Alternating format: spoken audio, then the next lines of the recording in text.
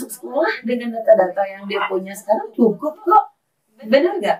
Ya, tapi sayangnya itu sudah digunakan. Kok harus disalahkan gitu? Kok harus harus dibuat baru? Iya. Hanya untuk data sekolah yang dia punya kan ada kan sebenarnya. Betul. Yang dibuat baru itu atau yang fake tapi diterbitkan itu digunakan. Iya, digunakan dan sudah divalidasi oleh Polres Metro Kota Tangerang. Sudah divalidasi. Jadi memang perbuatan mereka itu akan menimbulkan pasal berlapis, Bu. Dia seperti main-main dengan. Jadi gini ya, buat teman-teman di luar negeri juga. Dan ini juga buat kepolisian dan juga pejabat yang terkait. Jangan kita anggap sepele hal ini. Kita harus serius karena supaya ini di mata internasional, bahwasanya hukum di Indonesia nggak segampang itu. Ini bisa merembet ke human trafficking dan segala macamnya, ya kan? Ini harus diseriusin, bukan hanya jeritan seorang ibu ini.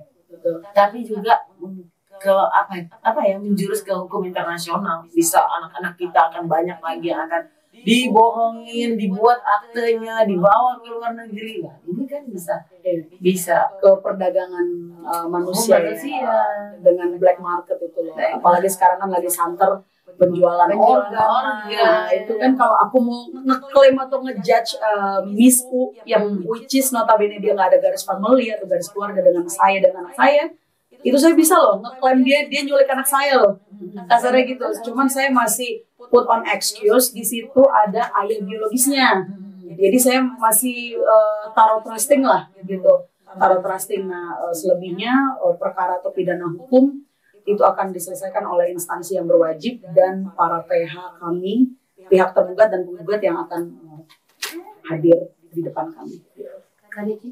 Boleh. Dan apa kalau misalnya Mr. G itu ngeliat apa yang pengen kamu omongin ke dia? Oh, tadi banyak Bu. Tadi dari hati, mungkin tadi emosi. Tadi tuh sidang mediasi. Saya langsung aja sebut namanya. Hi Douglas George Campbell. I'm talking to you. This moment, I'm speak up in front of all mommies or all mother in this country. I speak up the truth because of why every single what you done to our daughter is totally wrong. It's totally out from the human race. You treat our daughter not even like a animal, unique, pets lover, even pets lover treat the dog or something like that, the puppies, they treat like a luxury, yeah, and then have a official certificate, absolutely. But you and your wife did it attitude like under below human race, yeah, Low, yeah, very low.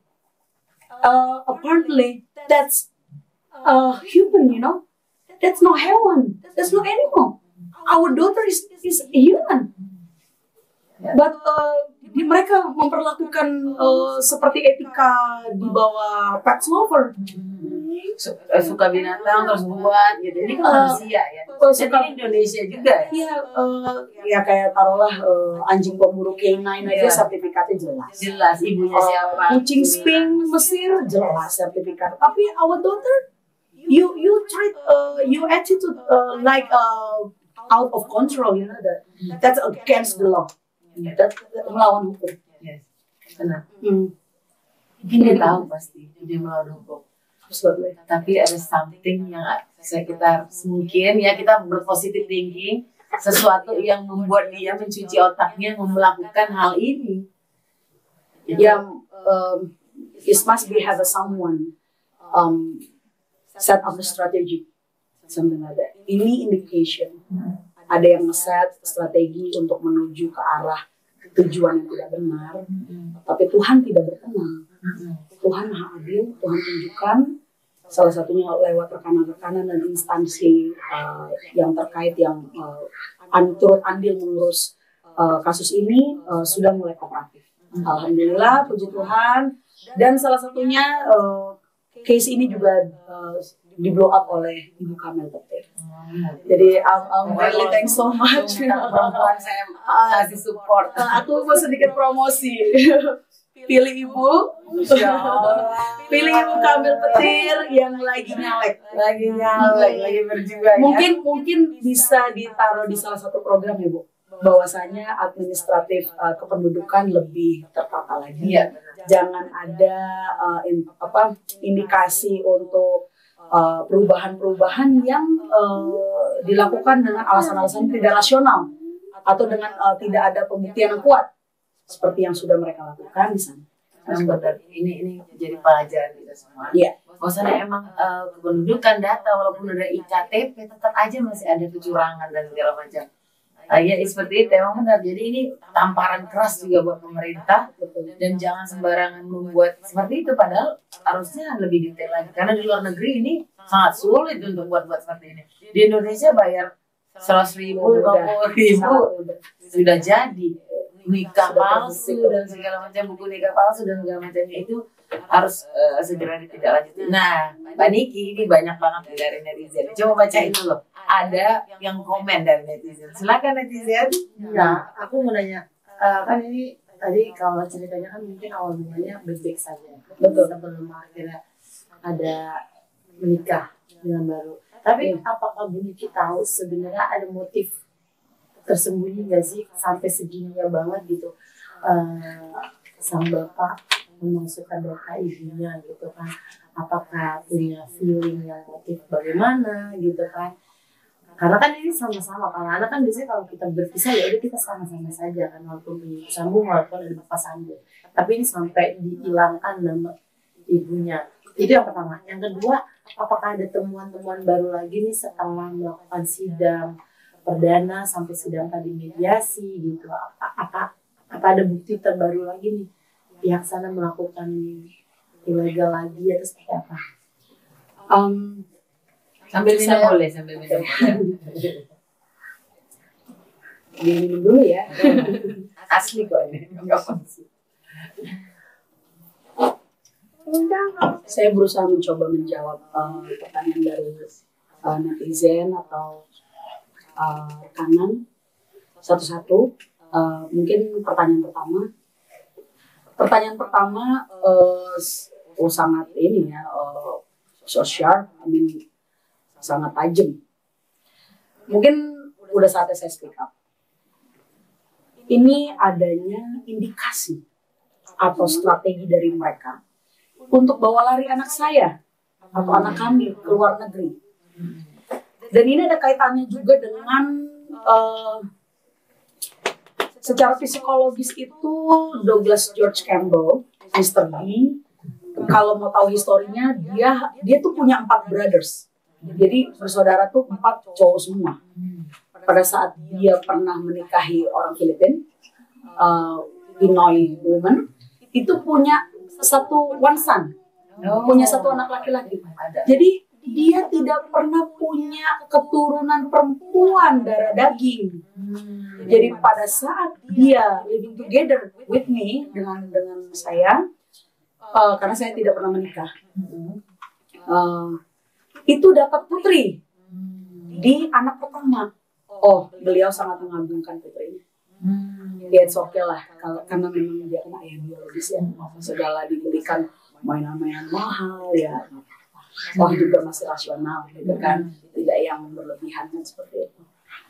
Lalu pertanyaan kedua, temuan-temuan bukti-bukti baru lah dari pihak sana yang mungkin menggelapkan sesuatu atau Oke.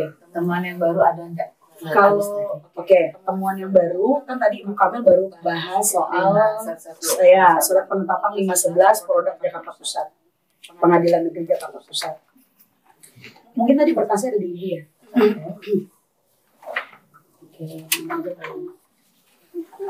Nah, ini temuan baru yang sudah jadi arsip juga sih, arsip Polres Metro Kota Tangerang. Mungkin saya bisa kasih pembanding antara original dengan yang palsu tapi diterbitkan oleh mereka. Ini surat akta lahir. Ini akta lahir zaman dulu gini ya, benar ya? Pakai kertas hologram, gitu kan. Tapi karena consider mereka buat di zaman pandemi, everything use barcode, akhirnya di print out jadi kayak gini tampilannya. Nah ini, wah, anak Nicole Georgina Campbell, nih, anak Nicole Georgina Campbell, anak dari Ibu Uli Arta. Sedangkan di sini, anak Nicole Georgina Campbell, anak ibu dari Niki Utami, tapi akte ini sudah dibuat dari Oktober 2013. Tuh, 8 Oktober 2013. Sedangkan yang akte gandanya atau akte palsu yang diterbitkannya itu di 2022 gitu loh. Ya. Jadi how come gitu? Bagaimana bisa terjadi anak di usia, kalau 2022 kita hitung anak usia 9 tahun ya. 9 tahun, anak itu usia 9 tahun. Terus baru dibikin akta lahirnya. Sedangkan ini udah ada aktenya di 2013. Di mana-mana yang pertama itu adalah orisinil, yang kedua adalah ganda atau duplikat, seperti itu. Yang duplikatnya ini yang dulu palsukan. Iya. Kok bisa ya? Harusnya ini kan udah tercatat, harusnya nggak bisa ya. Pada saat melihat nama gitu ya, apa nggak connect ya antara seluruh Indonesia? Ini bisa jadi nih, harus jadi ini juga nih ya. Harusnya kan connect ya. Apa kalau masih aktif belum ya? Mungkin sebenarnya on system Bu. Cuman ada ini indikasi adanya report dari karena memang sudah terbukti ya, ini saya nggak usah umpet-umpetin lagi, pihak pengacara dari lawan atau Miss Uli Arta itu dia memberikan kuasa kepada pihak legal untuk nenteng, untuk bawa-bawa berkas ke Kelurahan Cikokol lah, terus setelah itu diproses ke Dukcapil Kota Tangerang lah, dan petinggi atau pejabat di instansi setempat di Dukcapil berani loh speak up. Ini semua ada di dalam kamera CCTV. Pengacaranya yang membawa dokumen-dokumen tersebut. Gitu. Geser. Luar biasa ya ini. Luar biasa. Berarti pengacara apa tukang nenteng berkas? Perlu dipertanyakan. Sekarang logikanya gini, nggak mungkin pengacara jalan sendiri, inisiatif sendiri, kalau nggak ada titah atau nggak ada surat kuasa, atau maaf gitu ya, semua pakai biaya operasional, mereka taruh biaya operasional, mereka jalan. Sebelumnya kan pasti ada strategi dulu dong. Nah seperti itu. Itu sempat dibantah oleh PH mereka yang sekarang. Ketemu nggak dengan pengacara yang nenteng-nenteng itu tadi? Oh enggak, itu enggak. Beda lagi berarti. Beda lagi, mereka baru itu.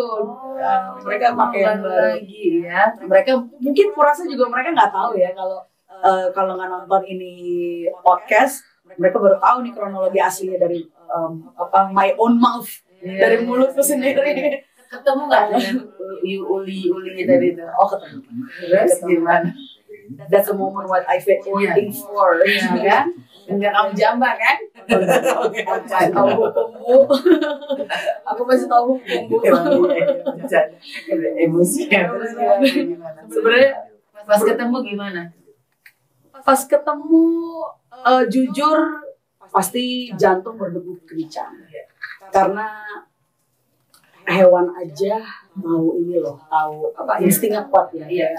Ya, banyak lah yang pet lover pada punya anjing di rumah, doggy atau puppies, terus kucing aja instingnya juga tajam, burung pun juga instingnya tajam. Ini anak loh, anak manusia yang identitasnya diobrak-abrik sama orang yang nggak dikenal. Itu maaf ya Bu, secara manusia saya tidak bisa membohongi gitu. Saya sebenarnya emosi, cuman karena saya tahu hukum dan selama buat saya speak up masih ada koridornya, di dalam koridor gitu kan, buat saya sih fine aja, asal jangan maaf gitu, jangan ada kontak fisik kan, seperti itu. Apa kalimat yang kamu ucapkan ketemu dia di pengadilan tadi, dan dia apa gitu?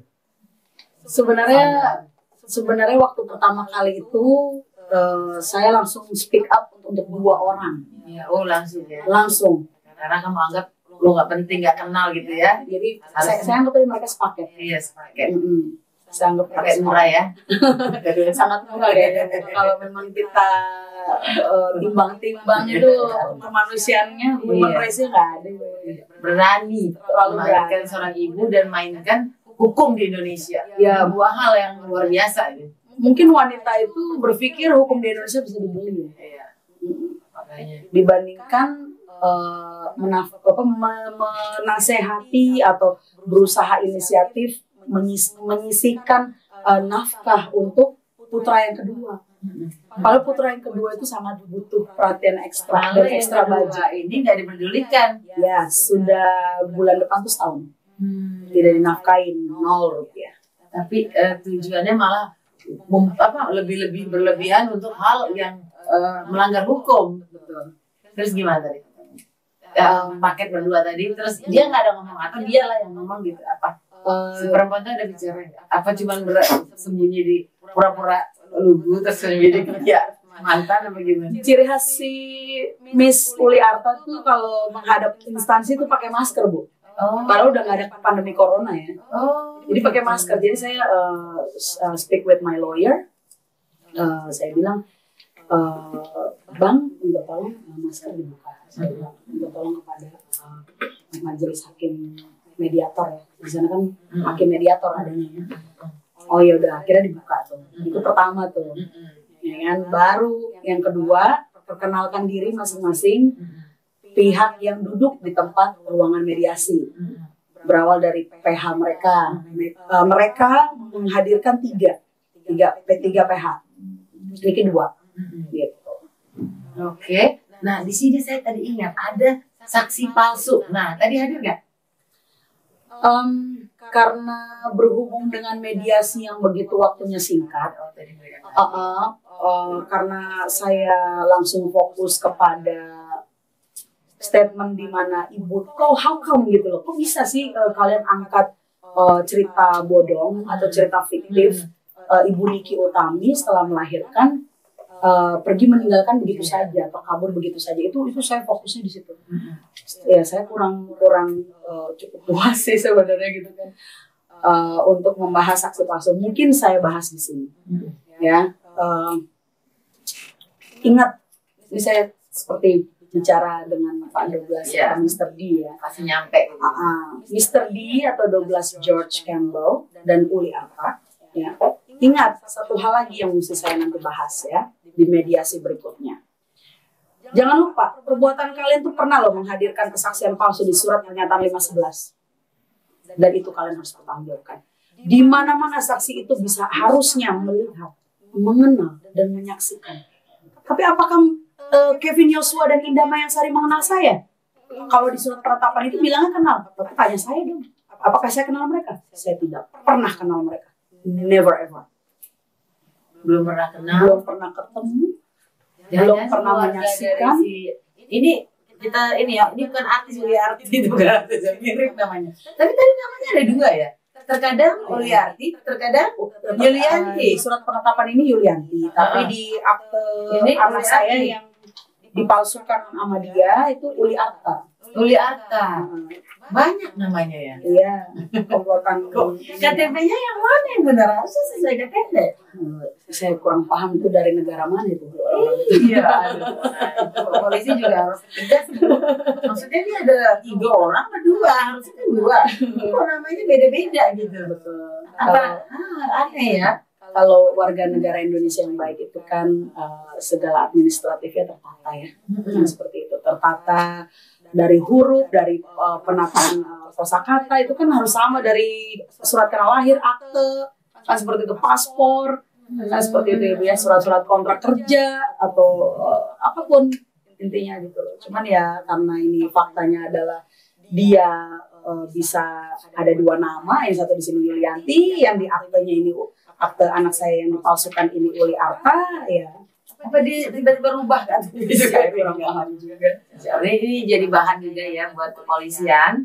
Bahwasannya kenapa bisa 2 nama, kenapa bisa saksi itu palsu, harusnya nanti mungkin akan dihadirkan sih.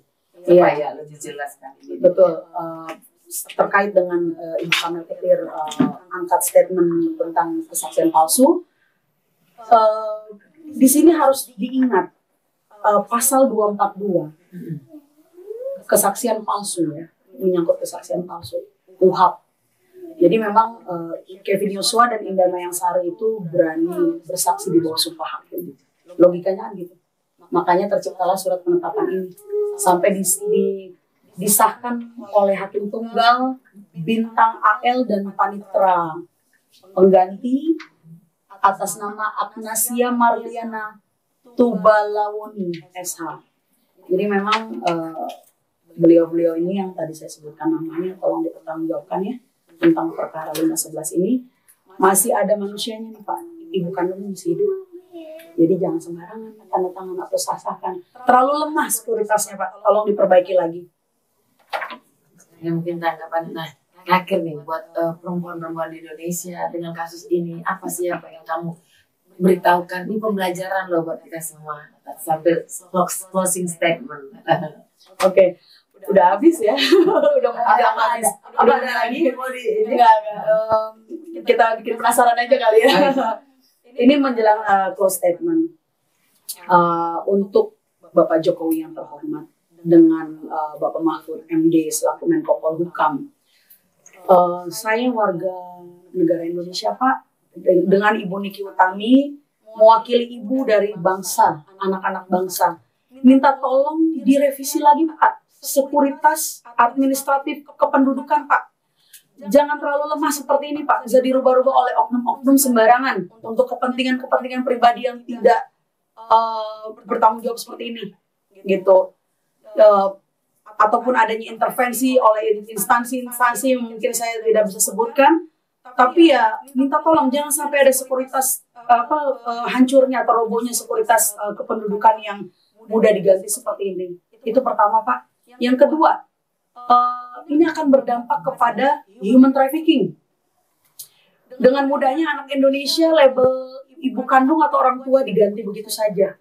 Maaf, saya speak up dengan spontanitas dan apa adanya. Saya mewakili dari ibu anak Nicole Georgina. Saya mohon dengan sangat Pak, minta tolong diperbaiki lagi sekuritas administratif kependudukannya Pak. Dan minta tolong diperhatikan lagi.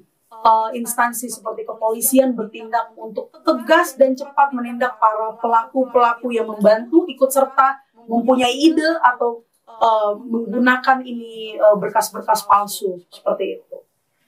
Aduh, terima kasih Mbak.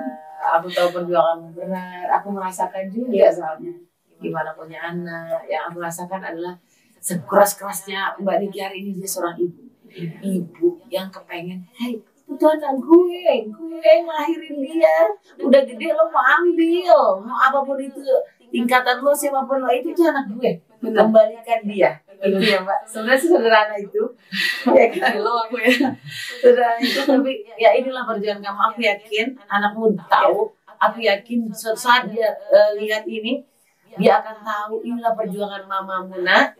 Dia nggak mau kamu hilang dari pelukannya. Dia nggak mau kamu hilang dari matanya, dekapannya, sehingga dia melakukan ini, kesana, kesini, jadi intel, jadi polisi, jadi apapun, jadi hakim dia marah-marah, dia jadi artis juga, dia buat kesana sini demi memperjuangkan anak. Itu ya. Sabar sayang. Thank you Bu Kabel. Buat ya anakmu pasti tahu.